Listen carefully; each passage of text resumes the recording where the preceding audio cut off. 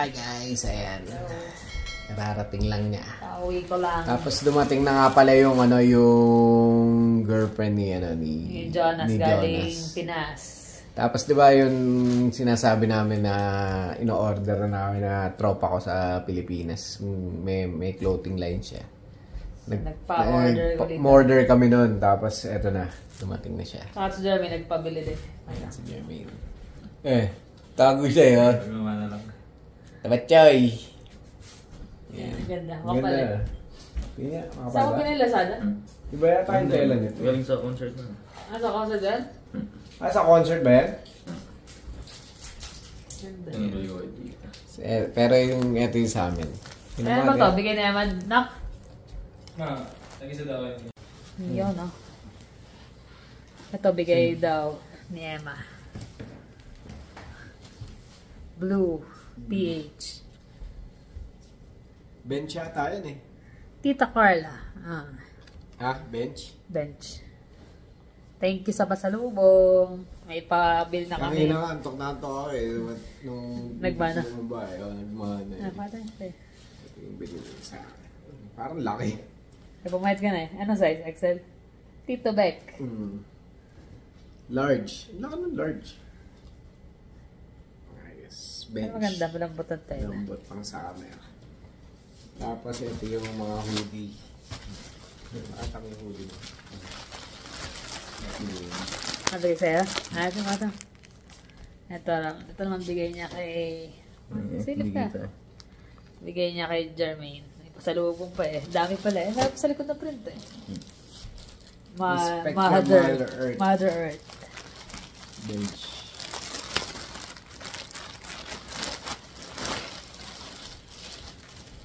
Parang Pasko dira. Sa ito yung pinabili namin. Northern Territories. Parang iba yung tela niya kaya ano? Ha? Parang iba yung telang gamit niya yan. Gildan to eh. Mas maganda no? Mas makapal eh. Yan. Meron sa likod. Northern Territories. Yan. Kasi black na yung last time. Kaya gray naman ako this time. Kaya ako black talaga eh. Mahilig ako sa black. Sa akin naman West. Tondo, hardcore. Tiga tondo ka. Sa likod. Ganda. Ganda Ganda ng mga tela niya eh, no? Pero ito magkaiba. Parang ito mas soft yung black. Ito yung dati. Yung dati yung telang ginamit. Yung sa'yo gildan eh. Ano to? Tapos may mga t-shirt siya na pinasabay. May libre pang sticker. Ito, libre lang to eh. Dalawa lang binili niyang t-shirt eh. Dalawa lang yung binili ng t-shirt pero binigyan niya ako ng dagdag. Buti nga na ipasabay namin kay... Yung kasing nagtropa ko na yan, since college pa. Ano na yan? Businessman na yan. Ito na. Kaya inano ko to kasi lagi ako nakamas na ganyan. Sa trabaho. Yan. Ganda. Ito yung mga freebie niya. Mga design din yan. Design din niya yan. Stickers. Alam ko mayroon tayo sticker na nakaraan, di ba? Meron ba? Nakalimutan ko, nasa ko nalagay eh. Sa bag. Hindi ko maalala. Ito yung isa. Order. Meron sa'yo. Ito yung isa kong option din na jacket na kukunin, di ba? Ganito din ba? Laki no. XL large. XL.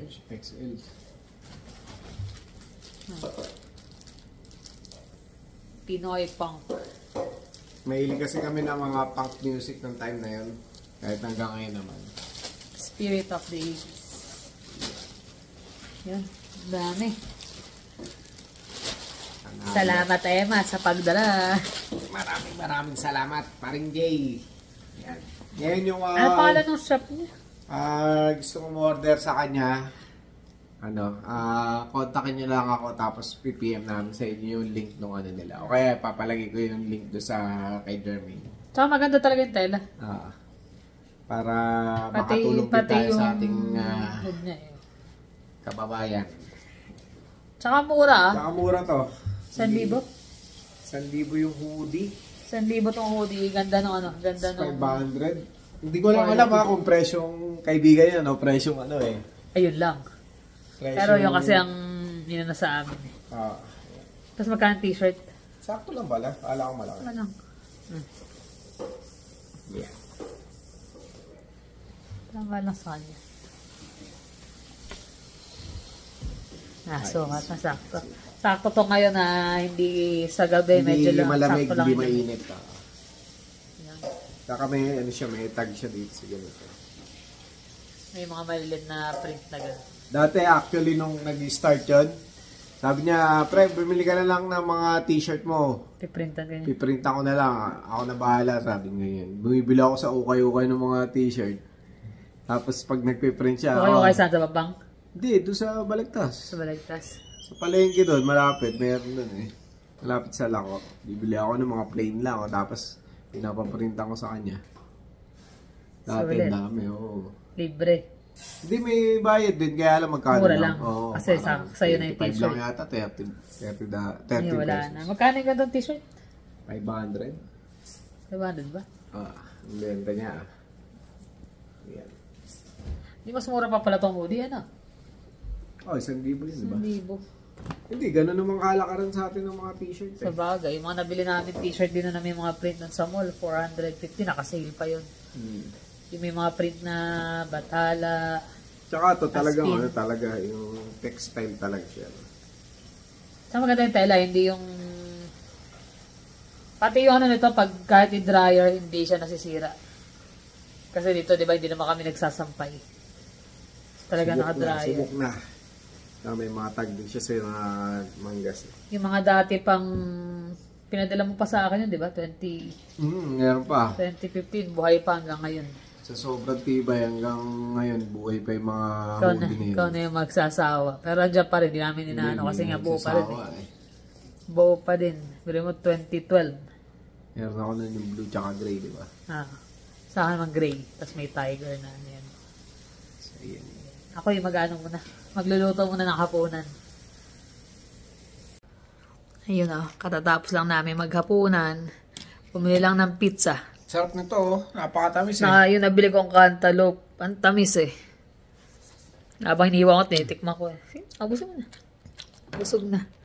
Tapos pinapunta ko si Jonas sa mailbox. May naantay kasi kami. Ano yan? Secret, malaman na pagdating. Pagdating ni Jonas, malapit lang naman eh. So, ayan. Kasi syempre, di ba, Father's Day, malapit na. Father's Day? Anong regalo? Ayan na, yes, Jonas. Ayan. May pati ka ba dyan? Wala ata eh. Ha? Meron. Saan galing to? Ala, ina namin yan. Seller sa Ontario. Si Jonas ang kausap eh. Tapos tinawaran namin. Hati kami. Regalo. Ay, binuksan na eh. Teka mo na. Ayun, excited. Bukas kagad. Actually, ano to, hindi na to. Wala na sa ano to. Wala na sa box yung binili namin. Mga loose na. Mga loose. Pero hirap kasi hanapin yan eh. Ganda. Nababanggit niya na yan eh. Nababanggit ka na ba ito? Dapat pala Yung lagi ganyan. ako nababanggit eh. Yung mga ganyan. Hindi, wala ka mabibili basta nito sa Canada eh. Sa US pa eh. Kaya May nagbebenta kasi ano na lang siya. Nagbabawasatan ng collection. Dami. Ilan to? 2, 3. Ilan yan, anak? Pito? Pito yan, ano?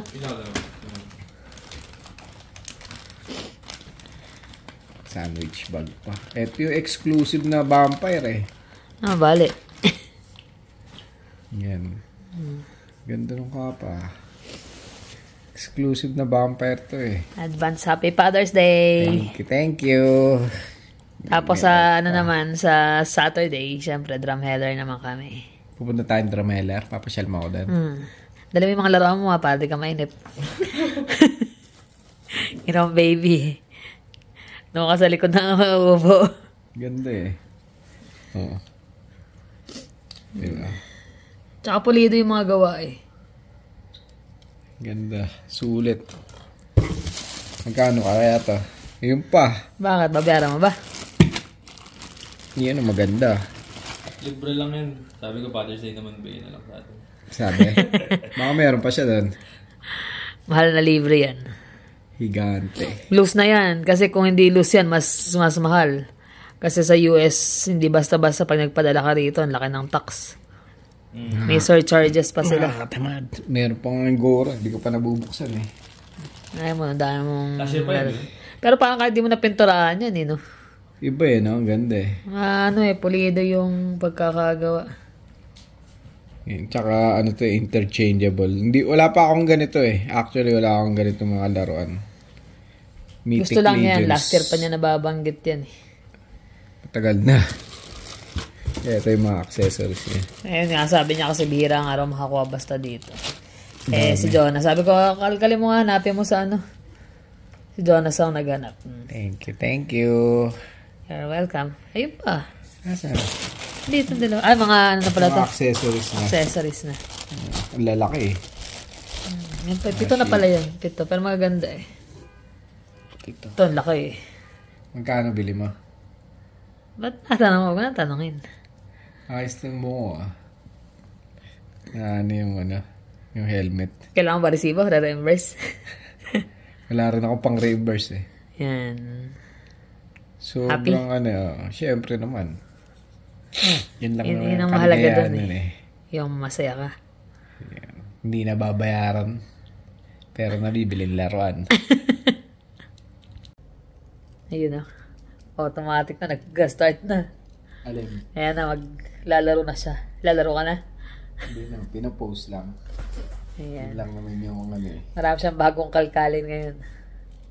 Yan lang naman ang kanyang kaligayahan, mga laruan. Hindi naman ako lumalabas para mag-inom o tumambay o... Wala ka naman iinom. Hindi kaya sa Pilipinas eh. Pero paglabas mo, daming... Hindi ka lumabas doon, tatawagin ka talaga eh. Correct. Dito. Hindi, may mga nag-aaya rin naman sa akin sumali sa basketball, ganyan, mga gathering, mga ganyan. Hindi ako masyado kasing eh. Pero pag meron siyang kalkaling laruan, kahit tawagin, gaya nung naggagandam siya nun. Ano sa Pilipinas? Teka lang, tatapusin ko lang to. Hindi nila alam. Hanggang sa natapos na, ginabi na, nagpipintura lang siya ron. Doon lang ako sa garahe namin. Yan naman yan eh. Kaya yung iba nga kasing mga collector eh, dami nagsasabi. Kahit yung mga patago magbili ng laruan eh. Ayun lang. Kasi sabi, magastos, ganyan. Pero ako kahit naman noon supportado ko siya dyan sa ano yan. Supportado ko siya dyan sa mga gusto niya na ganyan, hobby. Basta masaya siya eh. Kahit si Jonas tas Jonas, sige mami, hati na lang tayo. Kasi syempre mag-iisip pa nga naman siya. Sabi niya, hati na lang tayo mami. O sige nga ako. Mahal din talaga to eh. Sabi ko, dagdagan na natin. Kaya ako, dalawa naman pala tayo eh. Kaya nagtaka ako, sabi ko, mahal nito. Kahit loose yan, mahal pa rin yan eh. Alam ko eh. Mahal ka naman namin eh. Yan ang mahalaga doon. Ay, hindi. Kasi yung kahit simpleng lang yan eh. Occasion, Father's Day, yan eh. Isa sa mga importante yan dahil syempre magkakaroon ba yung mga anak natin eh kung walang tatay. Di ba? Hindi, yung pagiging tatay kasi minsan, mahirap din gampanan. Sa totoo lang kasi ikaw yung laging wala sa bahay eh. Ikaw yung magpo-provide, ikaw yung gagawa ng paraan para lalo na nung bago-bago pa lang kami, parang kasi wala akong trabaho pa nun eh. Ang hirap talaga na na minsan na sa totoo lang naiisip mo bakit ba dumating sa point na ganun na bigla ka nakapag-asawa. Diba? Na ano mo talaga hindi mo makikakaila sa sarili mo na itanong ko sa sarili ko yun. Bakit ba ako nag-asawa kagad ng bata pa? Although, hindi naman ako bata. Bata 23 ka nun eh. 23, oh. So, tanda pa si Jonas sa'yo ngayon, kung totoo siya. Oo nga, nung time na yun. Parang tapos siya, bata rin siya. Mas bata. Parang ang hirap i-adjust kasi syempre tatay ka na ganyan.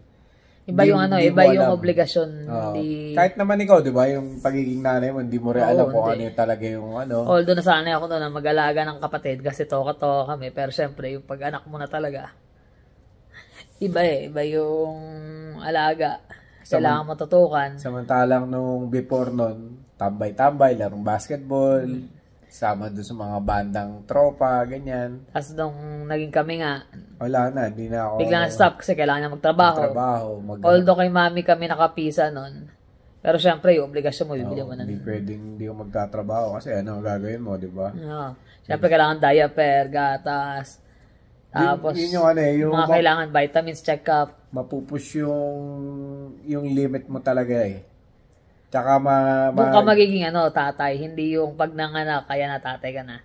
Doon ka magiging tatay pag kayong start ka na mag-provide, magplano kung ano maganda para sa pamilya mo, hindi para sa sarili mo lang, ganyan.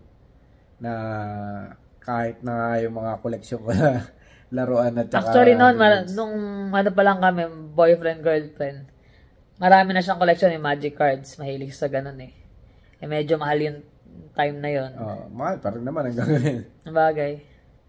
Tapos nga, yun nga, dahil nga mga anak na kay Jonah, syempre, kailangan namin ng extra pera. Binenta niya lahat yun. Para lang matustusan. Dahil syempre, nung time na yun, di mo nagtatrabaho, bata nga ako. Hindi pa ako nakatapos ng school nung time na yun. Kaya nung yun pagkapanganak ko, tinapos ko muna school, tapos nung nag-Korea siya, doon ako kumuha ng culinary. So parang yun, talagang puspusang gastusan yun. May hirap din talaga, lalo na tapos nung umalis na siya, tapos ako naman yung nagbabantay sa mga bata. Ang tagal ko nagtatrabaho, tapos bigla siyang natenga. Ako yung natenga dahil nga hindi ko naman maiwan yung mga bata. Pero mutual na namin yun kasi ang hirap kasi may option dahil nung dumating ako rito, cook ako. Pwede ko siyang isama talaga Kaya lang sabi niya, paano yung dalawa? Parehong lalaki pa. Sabi niya kung iiwan, parang ang hirap. At least may isa dapat magulang na matira. Yeah, actually, may mga pagkakataon talaga. Ito, kwento ko lang din. Mga instances na nung ako yung nagbabantay doon sa dalawa. Si Jonas, tinry niya manigarilyo Lahat mo ng mga bata tinry niya manigarilyo. Galit na galit ako noon. Dahil hindi naman ako naninigarilyo. Nag-try din ako manigarilyo. Pero dumating ka sa punto na gano'n, di ba? Gano'n talaga. Tapos si Jermaine, hindi gumagawa ng mga assignment. So, napoprostrate siya. Kasi noong time na nasa Korea siya, ako naiwan. So, iba yung nakakwentuhan lang namin siya. Hindi niya alam yung totally na, ganito yung mga bata. Until naiwan siya sa bahay.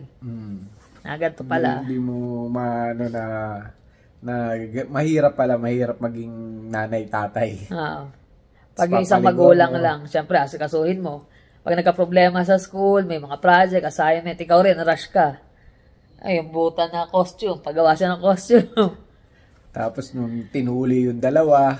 Buti na nga lang, nung tinuli, siya ang nandun, hindi ako. Tinuli yung dalawa, ako yung kasama.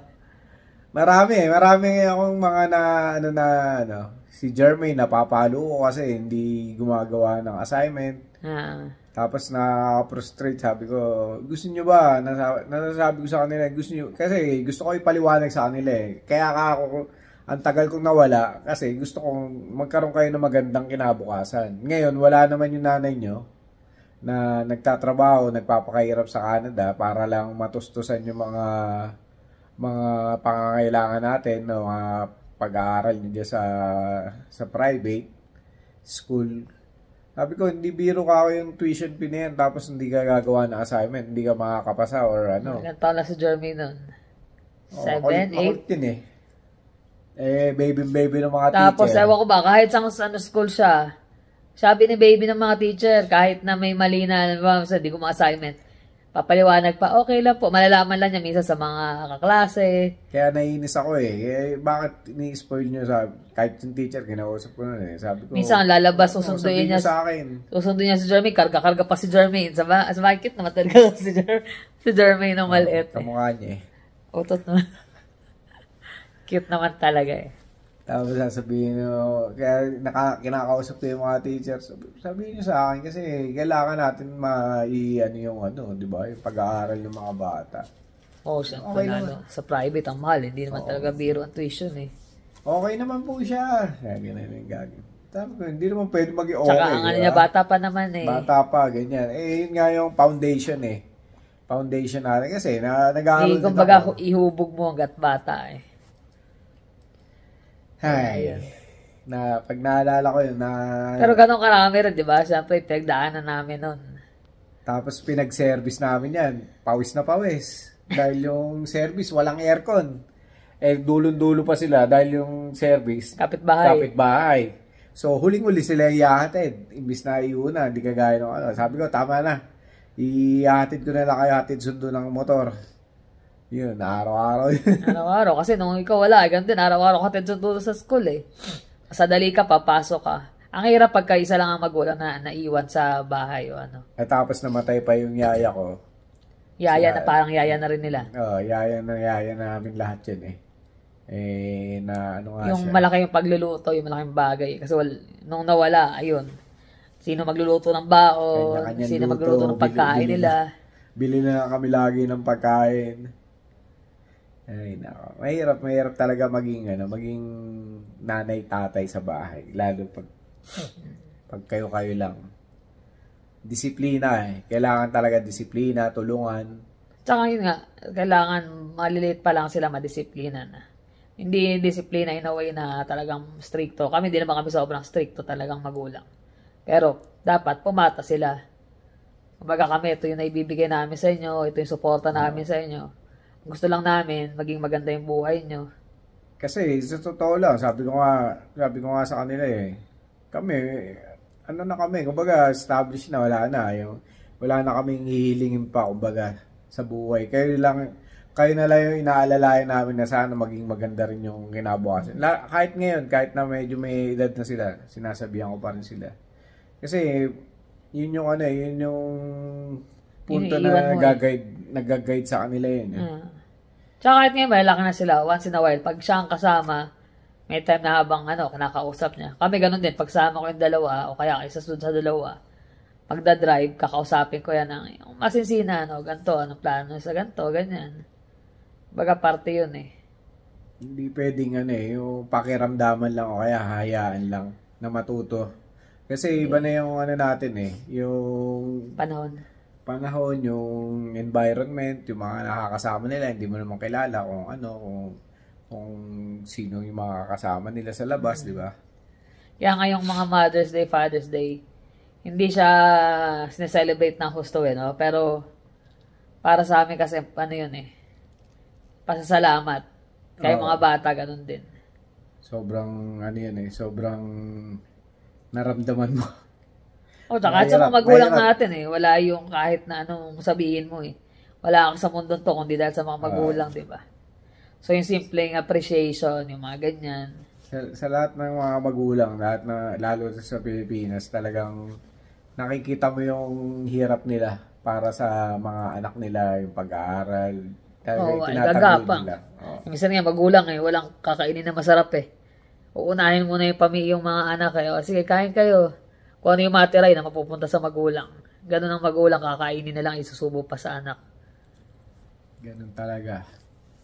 Kasi ganun din sila sa atin. Kaya kung ano yung nakikita ng mga anak namin na ugali or paano kami magdisiplina o magpalaki. Galing din sa mga magulang namin. Galing din naman sa mga magulang namin. So, later on, pag sila nagkapamilya, madadala rin nila yun sa pamilya nila. Although nababago kasi nga, syempre, yung panahon, yung technology, diba? Yung generasyon.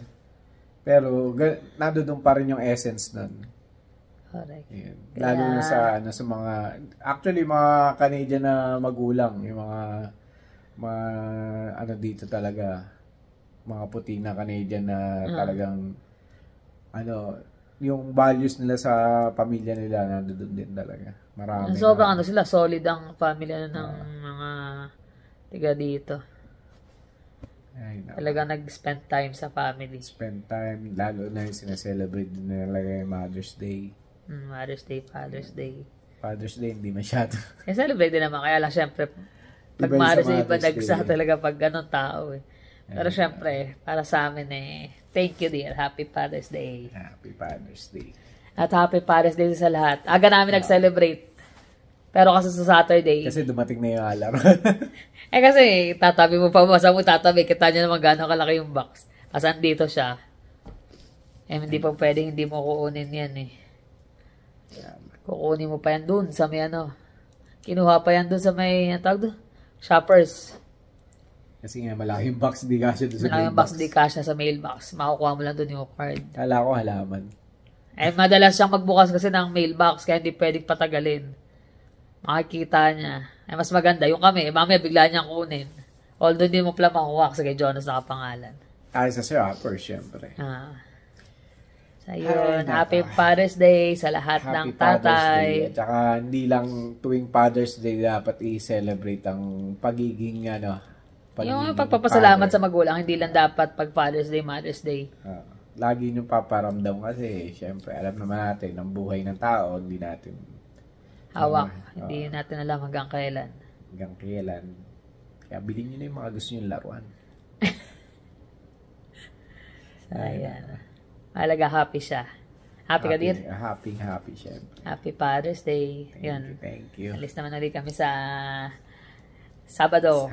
So, maisama namin kayo sana. Wala ka naman pasok nun, di ba? Oo nga Tapos, inaalam na nung supervisor ko ni James yung yung schedule Buong August pa lang, papasok. Ay, buong July. Lahat daw na Saturday yung July. Tapos tong mga natitira ng June. Patay. Paano yung sa camping? Kailan ba yung camping nila? 12-13 tayo eh. Ano yan? Friday, Saturday? O di... Friday, pwede after work mo, pero Saturday, una pasukan. Kaya, Bagay, wala pa rin schedule ko eh. Hindi pa lumalabas. tingnan natin. So, yun lang guys. Maraming salamat ulit sa panonood. Na-share lang namin at pasasalamat sana sa mga magulang. Guys, thank you uli. Ingat kayo lagi. Happy Father's Day pala sa lahat ng tatay. Happy Father's Day. At sa mga nanay na tatay na din. maraming salamat. Yeah. So, guys? Thank you for always watching. See you in the next vlog. Bye.